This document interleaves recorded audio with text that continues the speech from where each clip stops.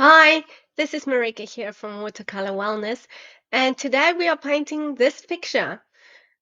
I took this photo one morning early in at Barrenjoey Lighthouse. My husband and I got up real early, I think, and we started climbing up all the way to the lighthouse before the sunrise, and it was just a beautiful sunrise. There weren't any clouds in the sky, making it more magical, but it's always good if you can get outside and photograph the sunrise.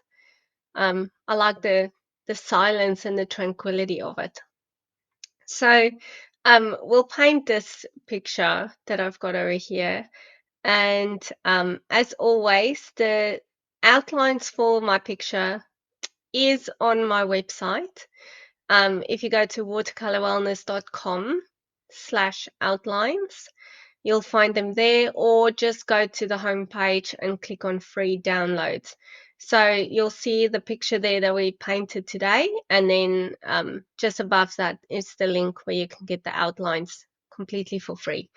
And then once I start painting, I also speed it up just a little bit, just to avoid those awkward silences because I can't talk all the time, and that also helps my video not to be like super long. But that's the beauty of YouTube. You can pause, and you can make it slower or you can make it faster or however you wish. So I hope you enjoy this one. Um, these are all the things that I'm going to use today. So first of all, just a big flat brush that I use for wetting my page. A very old brush that I have trimmed some of the bristles, and I use this just for texture. Princeton #8 round brush. This is from the Neptune range. Princeton #2 round brush, Heritage. And then I'm using Sennelier colors again. So I'm going to use the Sennelier yellow, French vermilion, phthalo green, forest green, Paynes Grey, ultramarine deep blue, warm sepia. And then I'm also going to use just a tiny bit of the pink rose color, which I'll add to the sky. And then I've got masking fluid over here. I just got paint all over myself. Masking fluid, so Daniel Smith masking fluid. And then the paper that I'm using today is the Baohong 260 by 180 millimeters watercolor pad. So for those of you that aren't really familiar with these, you'll see once you open it, it says they're open. So right here at the top, there's a little space that doesn't have any glue on it, but the whole block has got glue all around it. Let me just focus in on that. So all the way around here, there is glue. All the pages are glued together. And then they normally give you a little tool, but you can also just use a palette knife or a blunt knife, which in the end, when we finish with our painting, you just put it in by your page and you take your page off. Now, I love this block because it means you don't really have to stretch your paper beforehand. Stretching means you kind of wet your whole page and you let it dry completely flat for like a day, and then you can use it. But with this block, you don't have to do that. So it just means that your page won't buckle as much. It can take a lot of water, this paper. It's really great paper. This is cold press. And yeah, it's fairly cheap on Amazon. Okay. And then I'll just use some masking tape to, I like the look of a taped corner. That's totally up to you. So I think we are ready to begin.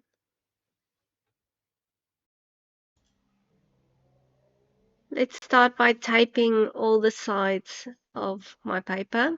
So if you are using a normal watercolor paper, you might want to tape this to a board or something so that it doesn't buckle too much if you haven't stretched it. I'm just doing an outline, and as I said, these are available on my website for you to download for free. Okay, masking fluid. I'm just using an old calligraphy pen to make my little dots.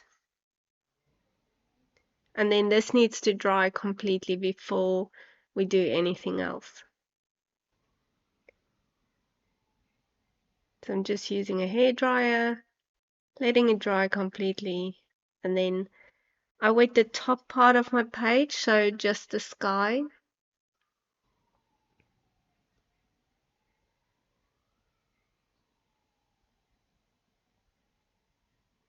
And now I take some yellow just for around the sun.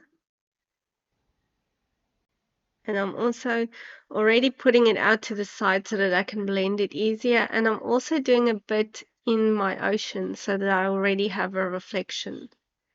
Now I'm mixing that orange and a little bit of the rose color, and I'm dropping that in lighter to the top as I go, and also blending it into the yellow. I'm using Paynes Grey for my sky because it's not a very bright sky today, and I'm also dropping some in this orange color. Just as you can see on the picture, it's got a bit of clouds or clouds in the sky, and I'm just blending this in with the yellow and the orange and the pink. And then I'm also dropping this color into my ocean. This is wet on dry, so I'm just painting my ocean a very light shade of that orange color, pink orange.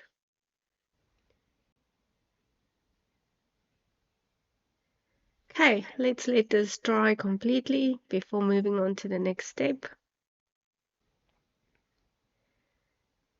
Okay, so I've got my Paynes Grey and I'm making a line. Do you see I'm going from the sides inward? So as I go in, I have less paint on my brush as I get closer to the sun, and I can just make a very thin line there.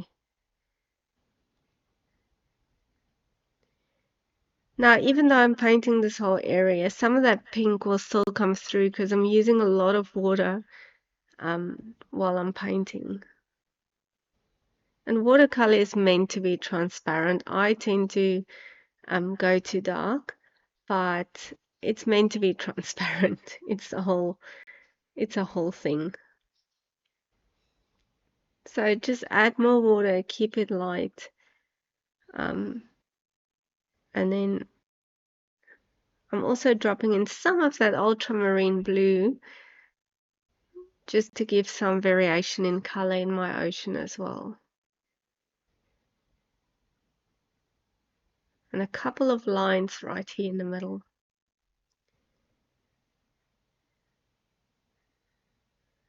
Okay, I've dried this. You didn't see, I paused the video, but I dried it with my hair dryer, and now I'm moving on to my foreground.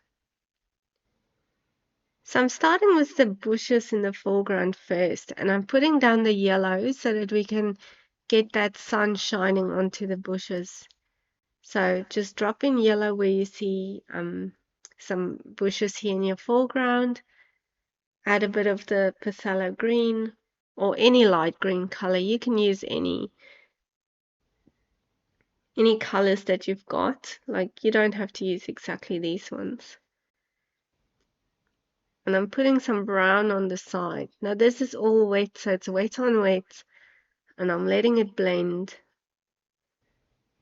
Okay, this is my dark forest green, and I'm just putting it to the further away. And this will kind of help me shape my bushes in the front. Adding in some brown, adding in some lighter green. So now I've mixed a bit of blue and the forest green just to make it a bit different than the rest of the bushes that I've got. Not to make it all blend as one. Okay, let this dry.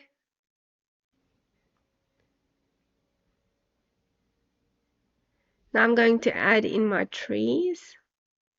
And my aim here is really not to be exactly like the photo, just not copying it exactly. I think we are allowed to add some of our own creativity, and that's why I've also got more pink in the sky, because I like that.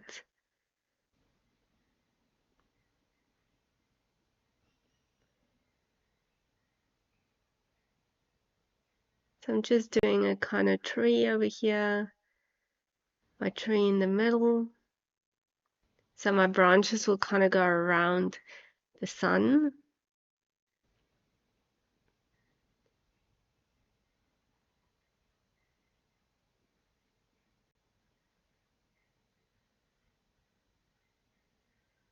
So this is all I'm using my round number 2 Princeton brush.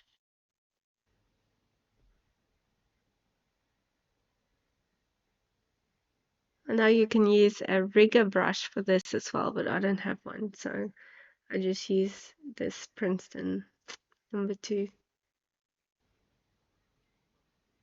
Okay, do some branches going in all different directions. And then I'm also doing a tree or a shrub on the right.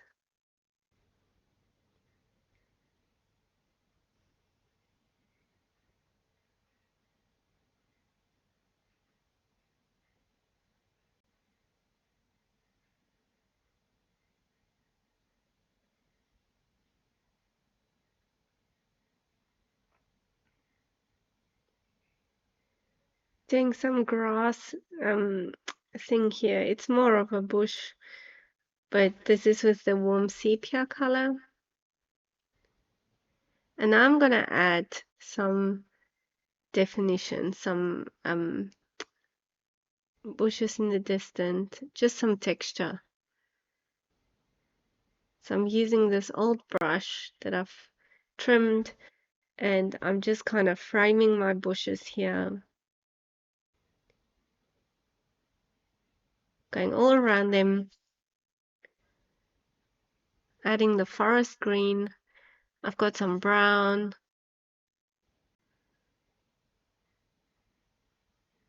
and I'm just kind of covering that line that I left as well when I did the ocean.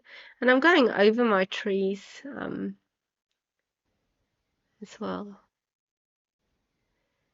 Now I'm mixing a different color for my leaves, so I'm using mostly Paynes Grey and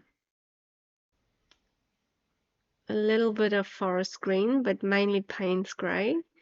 And I'm just adding some slight leaves on my trees.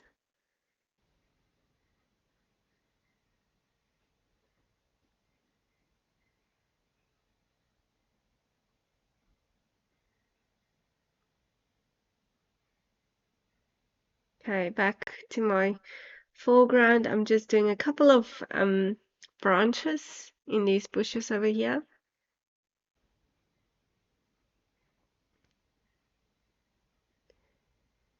Now I'm using forest green and Paynes Grey that I've mixed together, and I'm just adding some shade into these bushes. Trying to leave my yellow open. I'm trying not to really go over the yellow. So wherever I have yellow, I'll go underneath it.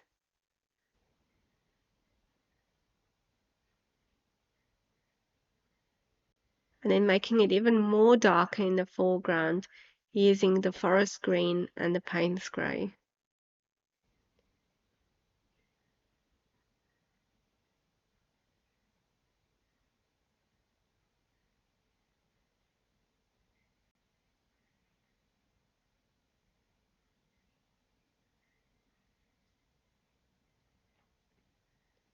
Adding some texture to this grass over here.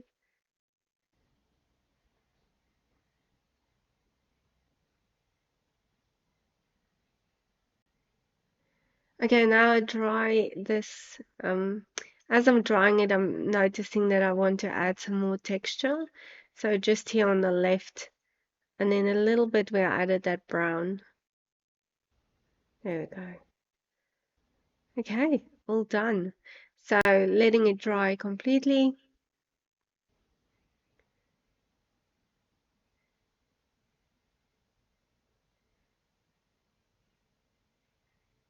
Taking off the masking fluid.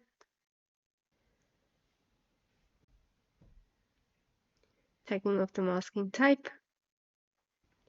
And now I'll show you how to get your paper off from the block. So you just use the little tool or blunt knife and you run all around your paper. There you go. Don't forget to sign it, and I hope you enjoy that.